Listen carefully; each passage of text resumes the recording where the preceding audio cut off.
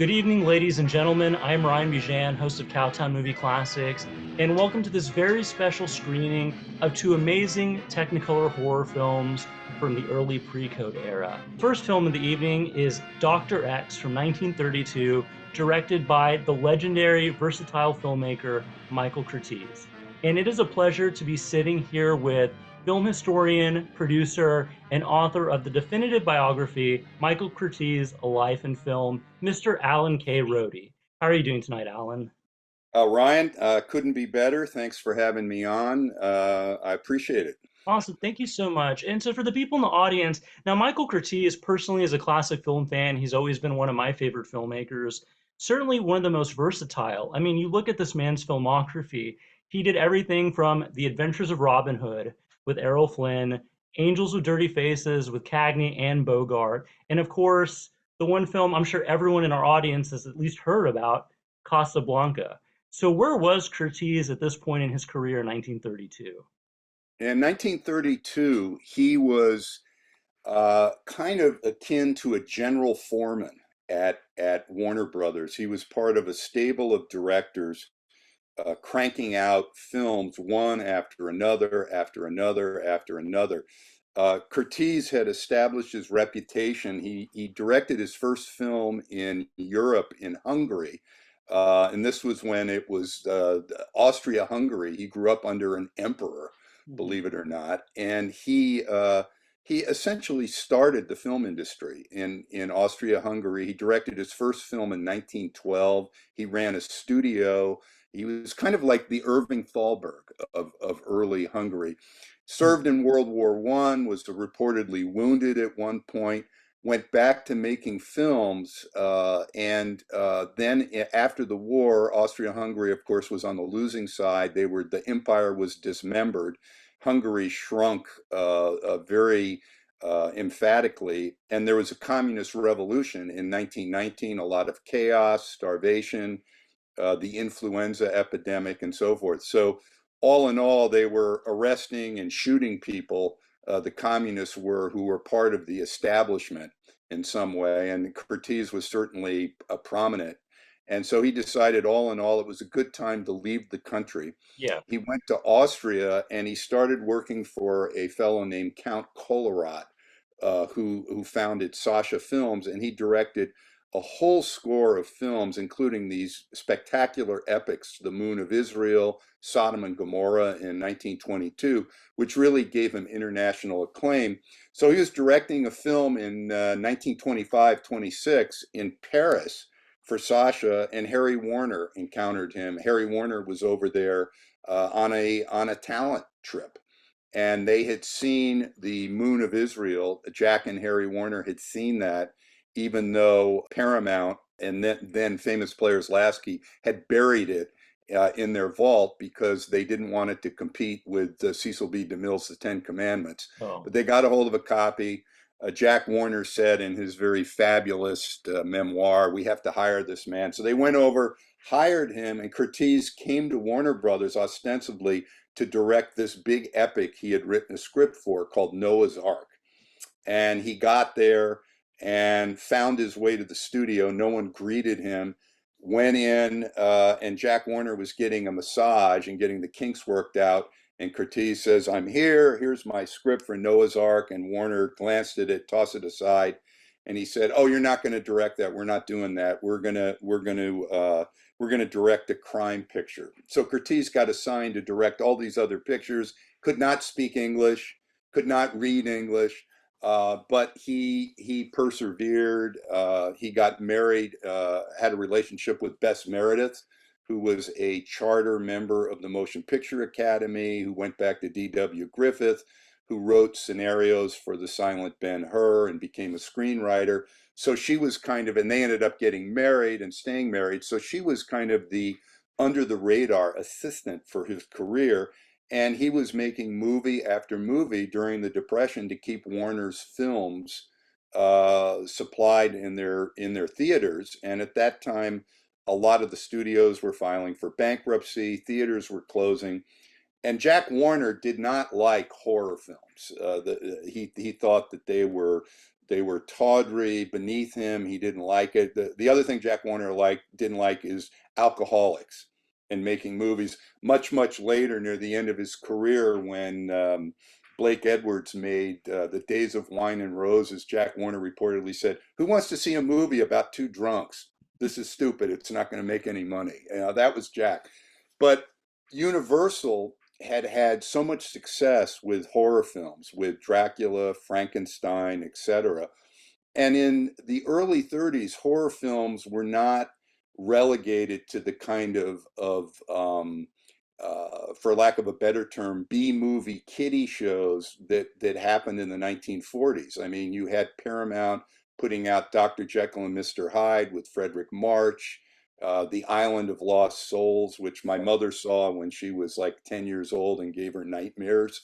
So horror movies were looked at a way to get people into the theaters. And so Daryl Zanuck was the head of production at that time, and they got this play called The Terror for Curtiz to direct, and that became Dr. X. Jack Warner also had a contract with the burgeoning Technicolor, and they were using two strip or two color Technicolor.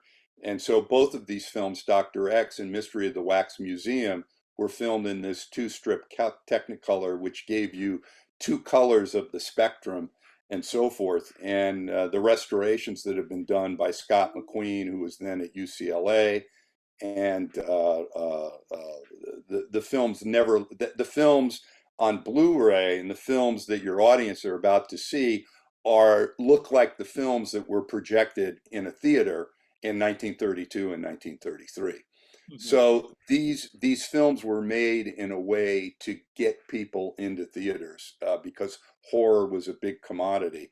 And of course, Curtiz's work ethic was such that, he told Betty Davis at one point, "Don't eat lunch, just take an aspirin." I Yeah. mean, why would anyone want to eat when Michael Curtiz was ready to make a movie? Yeah. And so his agenda, and this was also before the formation of the Screen Actors Guild. So both of these movies were made where the actors and the crews were treated like indentured servants because they would work like 12, 15 hours a day, 6 days a week. And then they would collapse on Sundays and then come in at dark 30 on Yeah. Monday morning.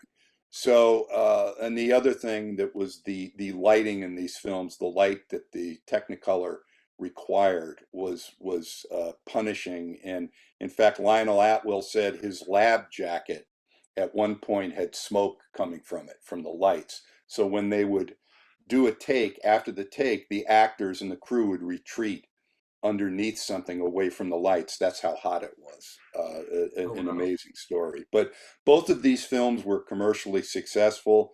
I think they both hold up well. And the point that I made I did a TCM spot about Curtiz's three horror movies because he made Dr. X, Mystery of the Wax Museum, and then The Walking Dead with Boris Yep. Karloff in 1936.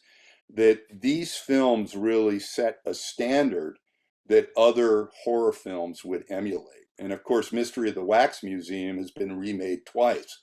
It was remade as House of Wax by Andre de Toth in 1953, and then I think House of Wax has been remade since then.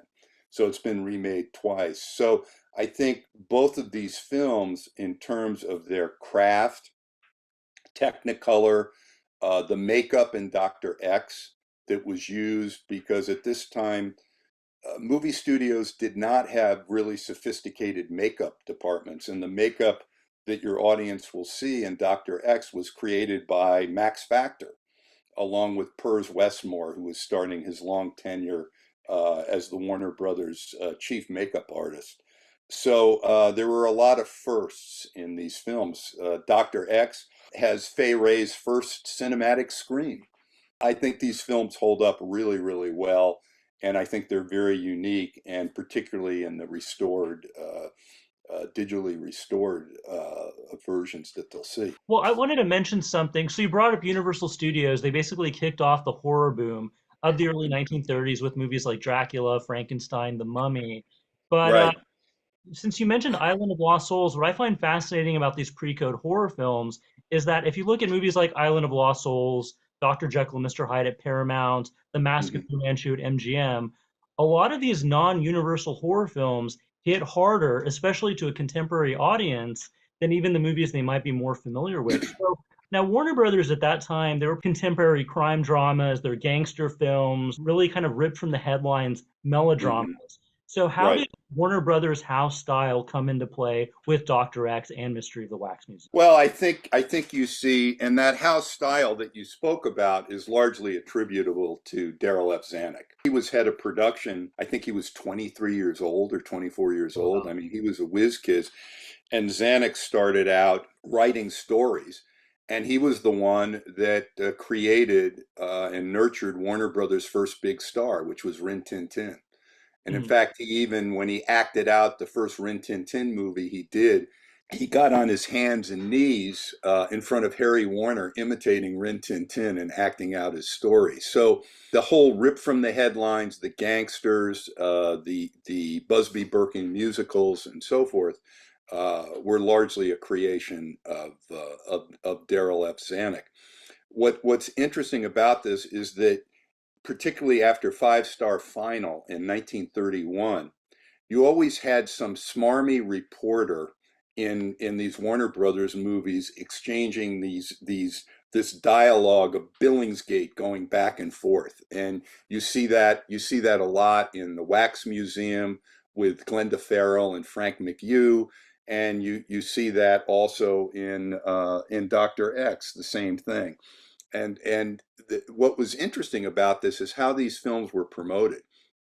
I mean, when you look at Dr. X, it is a movie about serial killers and cannibalism, and you have doctors in blood spattered jackets, and you have a glass with a heart in it. And I think, if memory serves, the reviewer for the New York Times said that Dr. X was much more horrifying than Frankenstein.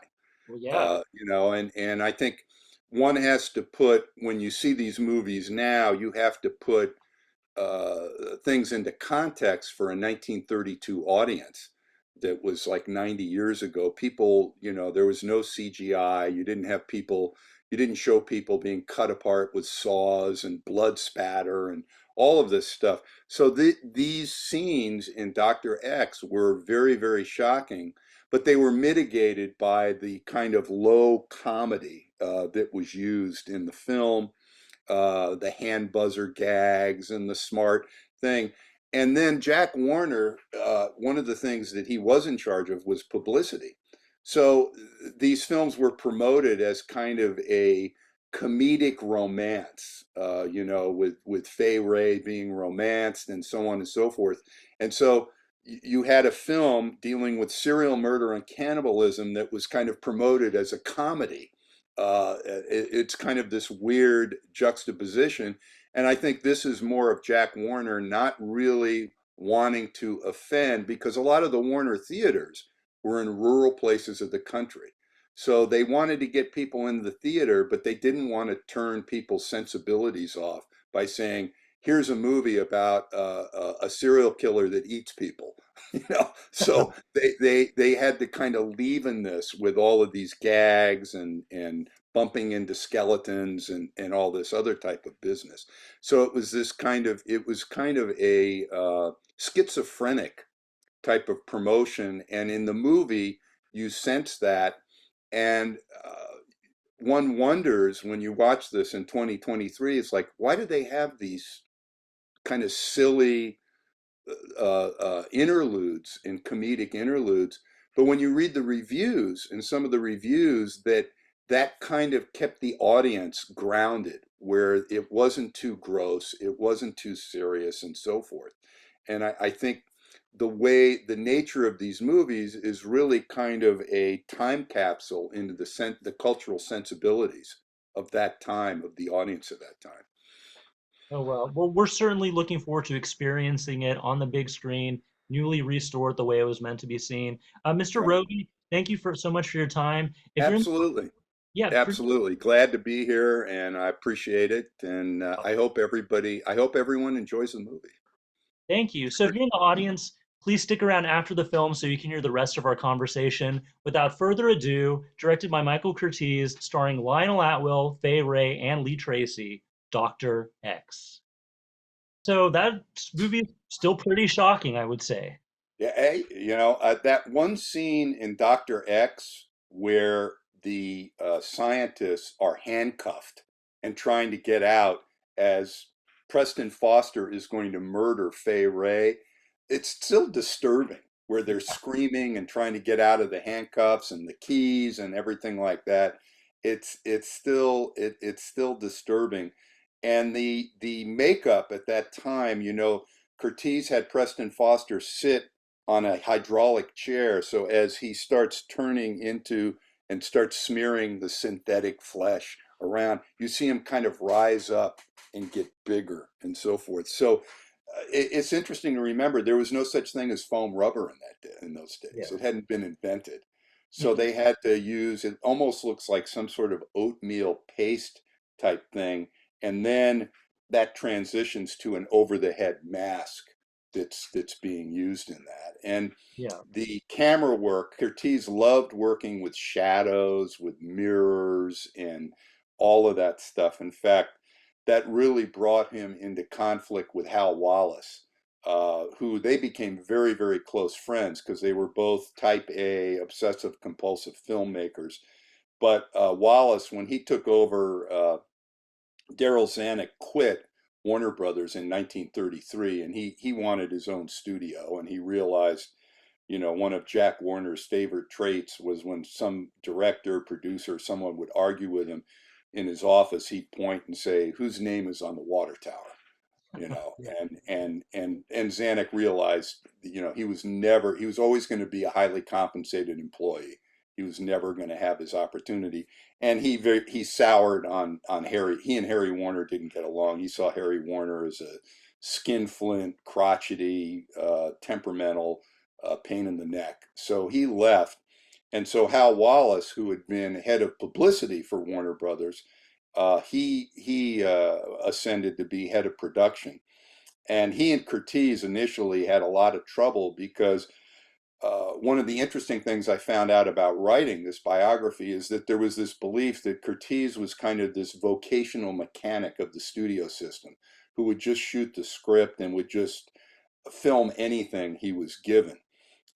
Which was completely untrue. What he would do is Wallace would tell him, these costumes, these actors, this script, do this, do that. And Mike would agree with him and then go down to the set or the location and do whatever he wanted to. He'd change dialogue, he'd rewrite stuff, he'd change wardrobe. And there was this bone of contention. And finally, in 1936, on the charge of the Light Brigade, Hal Wallace finally said, you're going to get fired. I'm going to fire you if you don't cooperate. So Curtiz incorporated some of Wallace's house style, or whatever you want to put it, in a way that was much to his credit. And so the two of them really became simpatico, particularly when Wallace had to replace the director of The Adventures of Robin Hood and replaced him with Curtiz. And then that picture, which was a huge investment in 1937, 1938, I think Warner Brothers spent over slightly $2 million during the Great Depression. That was a lot of money in a new Technicolor film, and it became a huge, huge success. So Curtiz and Wallace's career in Warner Brothers kind of rose together. Yeah. So in any event, the mystery. The other thing interesting about Dr. X is that there's two different versions of Hmm. Dr. X. You have Ray Renahan, who was kind of the Technicolor director. And remember, Technicolor, it was a proprietary process. And they had these huge cameras. The cameras themselves weren't used, but they were enclosed in these huge boxes to cut the noise off with the two strips of film going through it. And Ray Renahan was a master at this, and you had to, Warner Brothers had to deal with Technicolor to use their cameraman in a proprietary process. However, Jack Warner knew that there were a lot of theaters that couldn't project this type of Technicolor film. So he had what's this guy's name? Richard Towers, a Warner Brothers house cameraman, filming it in black and white at the same time. And of course, the head of Technicolor didn't like the fact that Jack Warner did this.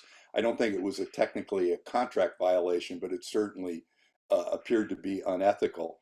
So when they made Mystery of the Wax Museum in '33, Jack Warner wasn't allowed to do that. And that, I think, was the last Hollywood feature in two-strip Technicolor, because the new process for Technicolor was coming in at that time. And Wax Museum is the pre-code attributes of Wax Museum. I really appreciated the fact that, first off, you were not supposed to have any discussion about drugs. And what's his name? Arthur Edmund Carew. Yeah, Edmund Carew Yes. was obviously a drug addict, and they have him buying dope and sweating him, and then the police saying, "Well, he's a junkie, we'll keep him here and sweat him, and he's gonna roll over and tell us the truth because he needs his fix," and so on and so forth. And the fact that prohibition was still going on during Dr. X, and the maid had a bottle of Gordon's gin under her pillow. And it was obvious. And when you think about it, having alcohol and drinking liquor was against the law, and yet everyone flouted the law. And, Right. prohibition is probably the worst example of American government failed social engineering that gave birth to the mafia, Yeah. and all of those wonderful things that the gangsters did. And yet they portrayed this openly, and there was also some risque jokes and so on and so forth. And so all of that stopped in 1934 when Joseph Breen took over the production control administration and started rigorously enforcing the code. And a number of films, such as Dr. X, were denied reissue certificates by the Motion Picture Producers Association of America. So Dr. X wasn't seen for a long time because the whole subject of cannibalism and serial murder and everything was deemed to be too offensive for audiences.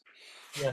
In my understanding, was it Dr. X and Mystery of the Wax Museum that they were lost for decades, or they were presumed lost? Dr. X, I don't think was lost. It hadn't been restored. Mystery of the Wax Museum was believed as lost until they found a print in the Warner vault. And the story is they found Jack Warner's print in Jack Warner's vault. Well, Jack Warner didn't have a vault in his house like Al Capone's vault with Mhm. Geraldo Rivera or anything. It was part of where Warner Brothers stored their films, and there was a personal print that Jack Warner had had. So that print was shown in New York, I think, in the '70s or '80s, and in fact, my colleague Scott McQueen went to the screening with Fay Wray, Mhm. uh, and but what happened is they used that print and they used some other elements that were found in foreign archives to restore they did both a photochemical restoration and a digital restoration on Mystery of the Wax Museum. But it was like the holy grail of lost horror films for many, many years. And it took on this exaggerated, it was the greatest horror film ever made, and all this other stuff. And I think it is a terrific film, but when something disappears for decades, it develops this reputation. It's kind of like the whole London London after After midnight. Midnight with Lon Chaney Sr. And some of the people that had survived into the '80s and '90s that saw the film said it really wasn't a great film. He said Chaney's makeup was great, but it was also had an element of comedy supposedly in it and so forth. So I'm sure at some point a print of that will turn up somewhere, and everyone will kind of say, well, it's great that we finally seen it, but I guess it wasn't as good as it was supposed to be. Yeah. No, Michael Curtiz to me is a fascinating figure because if you look at his filmography, right, any number of these movies, if anyone else had directed them, they would have been high points of their career. I mean, these are some of the greatest movies ever Yeah. made. And he was Hmm. just as talented at directing horror as we just saw as he was directing melodrama, action, swashbucklers, gangster films. I mean, this man knew what he was doing and he knew how to frame a shot. Why is it that Curtiz maybe in today's era, he's not as much of a household name as contemporaries like Alfred Hitchcock or Cecil B. DeMille? Why don't we talk about the Curtiz style as much as those other filmmakers? Well, there's a couple. I go into that in the beginning of my book. There's a couple. There's several reasons for that. Number one, when he was working at Warner Brothers until he really got his reputation in the late 30s and into the 40s, he essentially had to do what he was told. He was a contract director. You're Yeah, going to make this film, and he lived. I think Peter Lorre said, Curtiz consumes movies and he excretes movies. I mean, that was all. That was almost all he thought about, and his whole being was making films. So this is somebody who directed whole or in part, by my count, 181 movies. So think about that. yeah, So part of it was he died too soon. He died in 1962, and this was right at the beginning of the renaissance of appreciation by people like Peter Bogdanovich writing in Esquire and doing his interviews of classic filmmaking, and Richard Schickel and his work. So he wasn't allowed, like Raoul Walsh, to go to colleges and regale people of, anecdotes about stealing John Barrymore's body and with Errol, putting it in Errol Flynn's house and all of this stuff. And so he wasn't appreciated. The other thing is he was not considered an auteur, and the auteur school of directorial appreciation really began with the French after World War II and some of their writings, and it gained purchase in America with Andrew Sarris's famous, or one might say infamous, Directors and Directions, where he ranked directors as, pantheon and lightly likable and all of this, where a director had to have a repeatable signature on everything, and that the director was the only person that they were, it was like somebody once said, in fact, I think it was Otto Preminger who started putting his name on the credits, an Otto Preminger film. And one of the screenwriters that wrote a script for a Preminger film drove by his house and he said, is there a sign there that says it's an Otto Preminger house? I mean, there's other people that contributed that. So Curtiz was kind of consigned to, as I said before, he was just a vocational contract director. He wasn't an artist. He didn't have a repeatable signature because he didn't just direct and was known like John Ford is known for his westerns, like Alfred Hitchcock is known for directing Alfred Hitchcock films, and so on and so forth. So I think his reputation suffered, and he wasn't around to defend himself and be interviewed and so forth. And of course, Curtiz didn't want to talk about himself. He liked talking about his pictures, but he didn't he shrank from personal publicity other than what he and Warner Brothers could orchestrate, like the sign on his set that said Curtiz spoken here. yeah. And his wife Bess Meredith, Luella Parsons, was like a really close friend of both of them, so she touted him and his work in her columns and so forth. But he didn't want people to know that he had like 4 children by 4 different women out of wedlock, and a lot of this nefarious stuff. He was in his younger days. Curtiz's sexual appetite and proclivity was rapacious, and just about every man I interviewed who knew him or worked with him, all of them trotted out, would lean forward at some point and say, "Hey, did you hear the story of Curtiz behind the flats on such and such a picture with this extra and so forth?" And I must have heard that story like 40 times, where So, it, so So let's you just say know. making movies wasn't the only thing he was good at. No, he making movies came first, then there was sex, then there was polo, then there was skeet shooting, and then there was parenting or being a husband was kind of down, Well, farther down the list. yeah. But he had this unusual marriage with Bess Meredith where they loved each other, they were partners. There was a story about when he was working on Casablanca, um, where he went to a story conference and he started to bring something up, and he goes, "Oh," he said, "I forgot what Besky told me last night."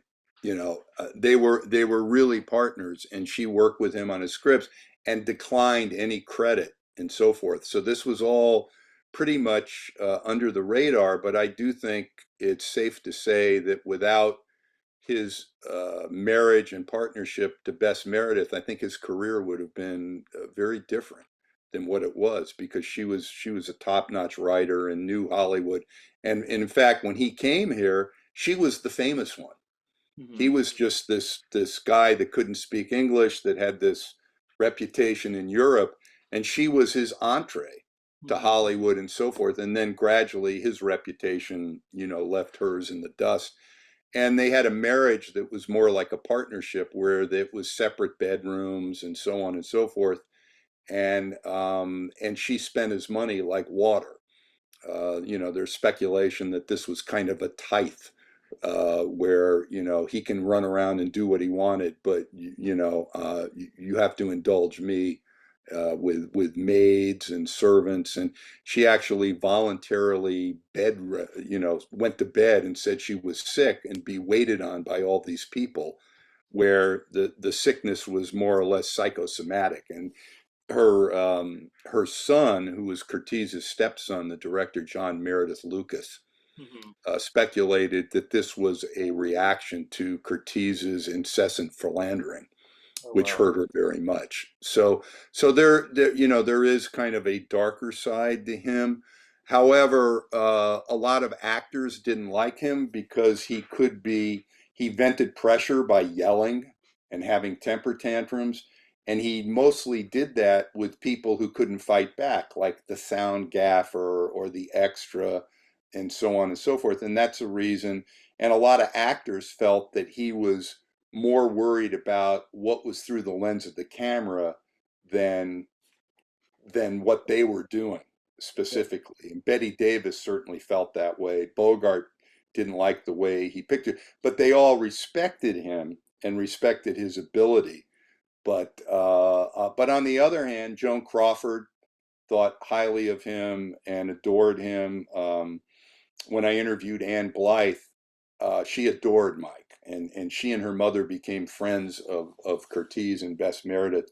And I said, "Why did you like him so much?" And she said, "Because he was always in my corner," Oh wow. and so forth. And Doris Day in her 90s was still calling him Mr. Curtiz. And she originally, when he signed her for his production company and so forth, she was going to take acting lessons, because I mean this was someone who was a big band singer, who was not an actress. And he stopped that, and he told her, he said, "You have something natural that's great. The screen, the camera loves you. You know what you're doing. Don't let these people in Hollywood, these acting teachers and people, they'll ruin you. Oh Just wow. don't do it."